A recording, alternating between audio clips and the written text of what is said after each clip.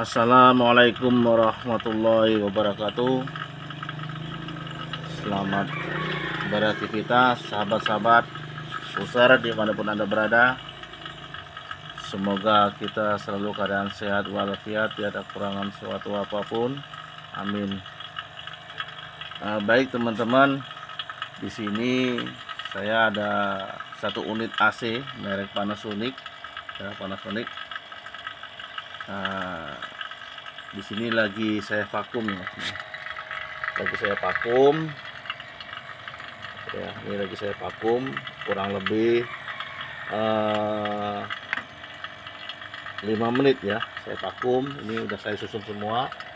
Dia pipa outdoornya ya.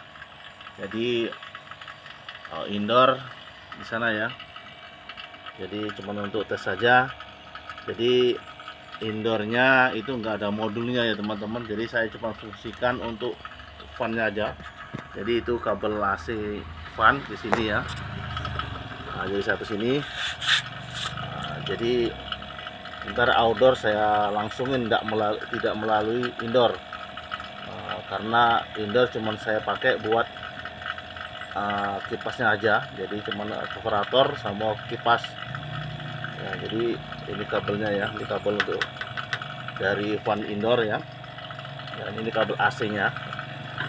Jadi saya akan berbagi pengalaman cara mengisi Freon R22 untuk AC Panasonic 1PK ya, ini.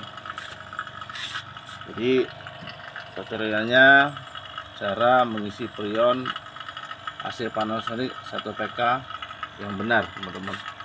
Jadi di sini langkah-langkah pertama ya, terutama walaupun di barang baru lebih bagusnya kita vakum ya teman-teman. Walaupun pemasangan baru lebih bagusnya kita vakum untuk menghilangkan udara-udara yang ada di dalam pipa ataupun indoor ya. Jadi ini diumpamakan terpasang ya teman-teman, AC ini mau diumpamakan terpasang di kamar atau dan sebagainya. Jadi ini lagi saya vakum ya. Jadi fungsi vakum banyak teman-teman ya. Satu untuk kita membersihkan udara-udara yang ada di pipa dan indoor. Kedua kali untuk mengetahui kebocoran. Jadi kebocoran atau kita dalam pemasangan ya, untuk power levelnya senai ya. Jadi untuk mengetahui kebocoran ya. Walaupun itu barang baru ya teman-teman, jadi kita kurang teliti dalam pemasangan pipa. Mungkin ada retak pecah sedikit mengakibatkan kebocoran ya. Jadi fungsi dari kita vakum untuk membersihkan udara-udara yang ada di dalam pipa dan indoor. Yang kedua untuk mengetahui kebocoran ya. Nah di sini unit sudah saya vakum ya teman-teman, tinggal kita pengisian Freon. Oke, sebelum kita isi Freon, jadi kita pasang tang ampere dulu ya teman-teman. Kita pasang tang ampere. Kita pasang tang ampere di sini. Tang ampere kita pasang di kabel AC-nya ya teman, di kabel AC-nya. Nah, ini ya. Sekali lagi ini kabel AC-nya, ini kabel untuk fan di indoor teman-teman ya. Nah, di sini. Nah, ini ya kalau kosong-kosong teman ya. Seperti ini teman-teman. Ini lagi vakum ya. Kurang lebih kita vakum 15 sampai 20 menit ya. Kita vakum untuk pipa standar 2 meter. Kita vakum 15 sampai 20 menit. Ini AC Panasonic ya 1PK dengan ya liwatnya. Oke.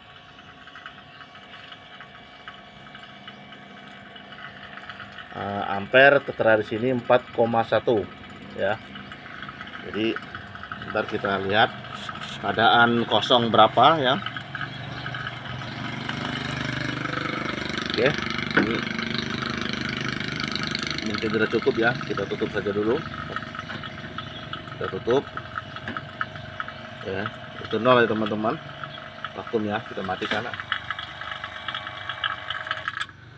Oke, simak teman-teman. Nah, di sini 0 00 ya teman-teman. Maksudnya kita hidupkan ya, hidupkan. Berapa tekanan kompresor ini ketika belum ada beban atau masih kosong tanpa freon ya.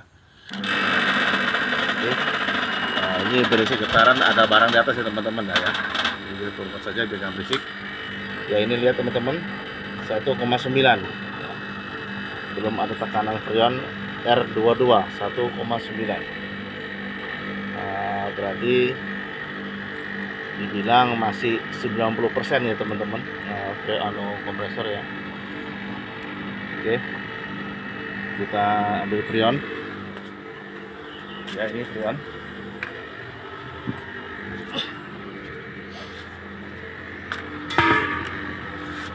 Ini freon R22 ya teman-teman ya, R22. Di sini kita isi langsung.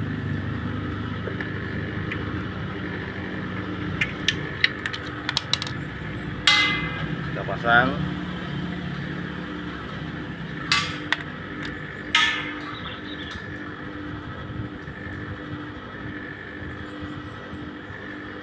Ya teman-teman, sekali lagi, apabila teman-teman pakai manifold 1 ya single, ini ketika kita buka seperti ini teman, kita buka dulu, kita buka. Oke, kita buka, dan di sini kita buka dulu sedikit teman-teman untuk menghilangkan udara yang ada di dalam pipa ini, karena kita pakai manifold single ya. Nah seperti ini, dikit aja dulu, gampang tekanan angin ya. Nah kurang lebih udah cukup. Tutup. Nah, karena apa teman-teman, kita beda satu single, karena yang pasti ketika kita mau buka dari vakum pindah ke sini, paling tidak di sini ada udara sedikit, jadi biar bersih ya. Nah, beda kalau kita pakai yang manifold 2 ya, yang bukan single, karena udah tersusun semua teman-teman dari pipa freon, selang freon udah terpasang dan si terpasang, jadi sudah memang asli ke vakum semua, jadi tidak ada sisa-sisa udara yang di dalam. Nah, jadi untuk menghilangkan sisa udara yang di pipa, jadi kita bongkar seperti ini teman-teman ya. Tadi kita buat dulu sedikit ya, seperti ini. Merasa sudah cukup. Nah, jadi freon saya masih kurang lebih masih ada 4 kiloan ya tuh. Jadi seperti ini aja teman-teman, biar cairan memang masuk teman-teman ya.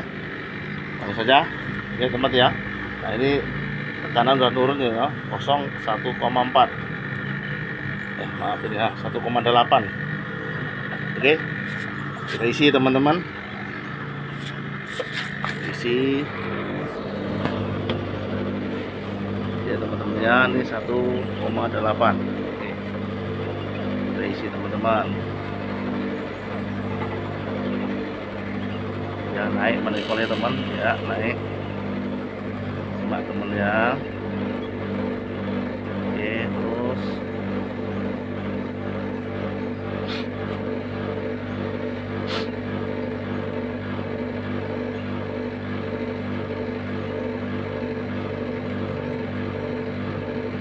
ya, ini masih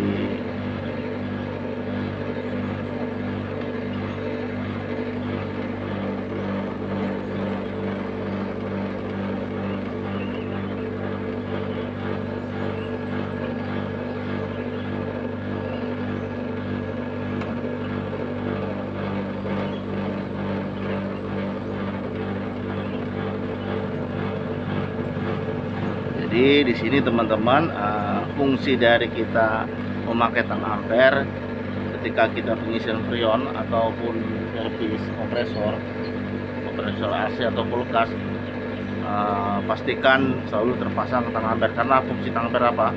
Ketika kita mengisi freon ya, di situ tertera udah umpamanya di sini tertera 4,1 ampere. Ketika kita ngisi freon belum mencapai maksimal 80 PSI, dia udah mendekati hampir 4 ampere.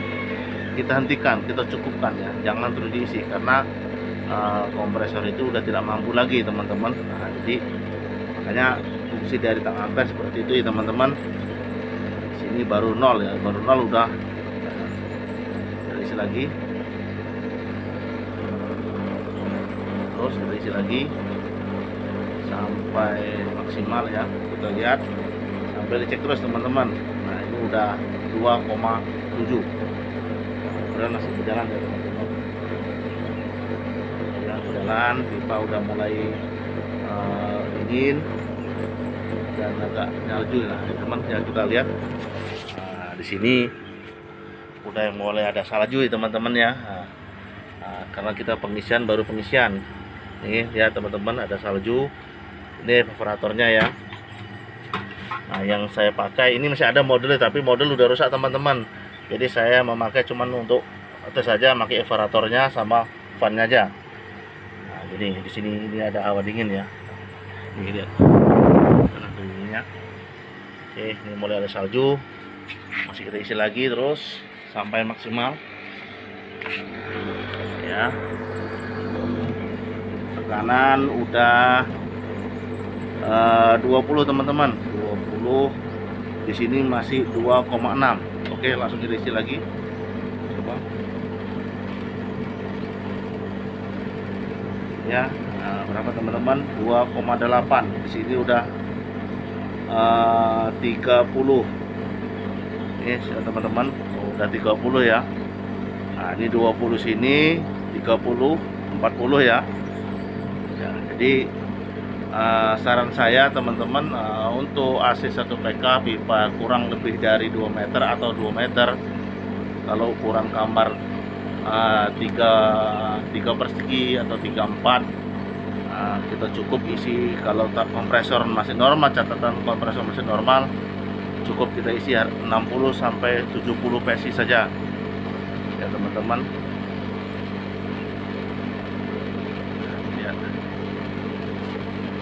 Ini mulai ya, ini masih 3, udah mau 3,0 ya. Nah, lihat teman-teman, aduh kurang jelas teman ya. Ini 3 teman ya, 3,0 teman-teman, kurang jelas teman ya, itu kurang titikanya itu. Oke, di sini udah tekanan udah 40 PSI teman, nih 40 PSI. Nah, tadi kompresor masih 90% ya teman-teman, ini udah 40 PSI, tekanan masih 3 ampere. Oke, kita lanjut isi lagi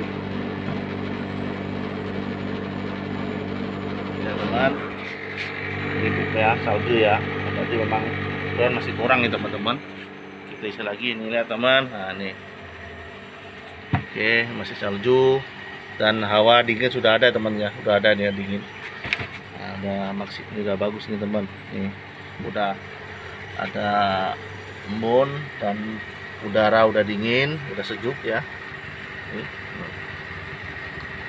Nah ini sekali lagi teman-teman, ini cuman buat servis saja, tutorial saja, tapi jangan kalau kita pemasangan harus nurut standar ya teman-teman ya.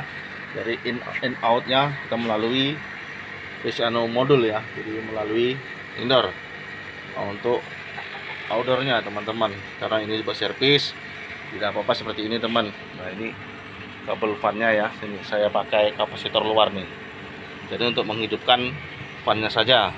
Dan evaporator ya, ini udah dingin, kita lihat sampai mana ya. Kanan ya, tekanan masih 3,0. jadi di sini udah mencapai hampir 50 PSI teman-teman. Lagi kita isi lagi, kita sampai 60. Mudah-mudahan salju itu udah menghilang teman ya. Jadi coba kita lagi. Sip. Ini udah 50 PSI, jadi udah berkurang. tekanan ampere masih 3,0, berarti maksimal. Lagi ya, kita tutup saja dulu tabungnya, sebenarnya kita tutup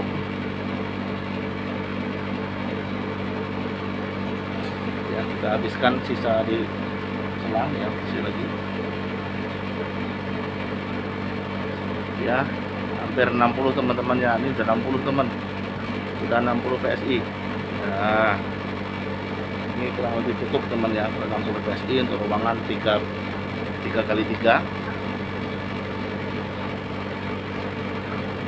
Karena apa? Kita biar tekanan kecil, strom kecil ya teman-teman, kalau kita kurangin pengisian dalam freon. Nah, ini tang ampere masih 3,3.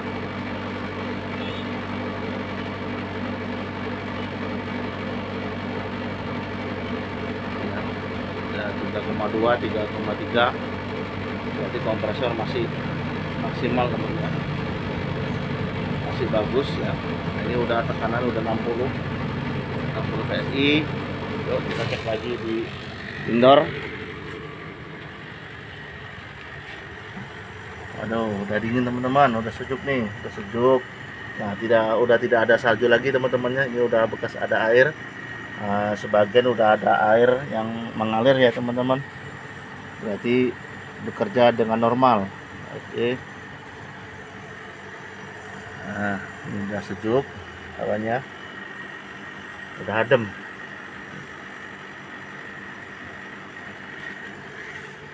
Oke, jadi teman-teman nih ada air nih. Nah, ini wow, sejuk banget. Nah, ini lihat teman-teman ya, 60 PSI ya teman-teman, 60 PSI. Di sini tekanan masih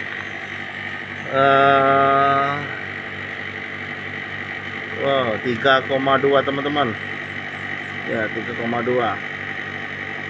Nah, di sini tertera 4,1. Nah, ini kalau kita isi sampai 80 PSI masih berani teman-teman, tapi cukup saja segini. Jadi kita untuk tutorial saja teman-teman ya, jadi seperti itu teman-teman. Jadi untuk pengisian freon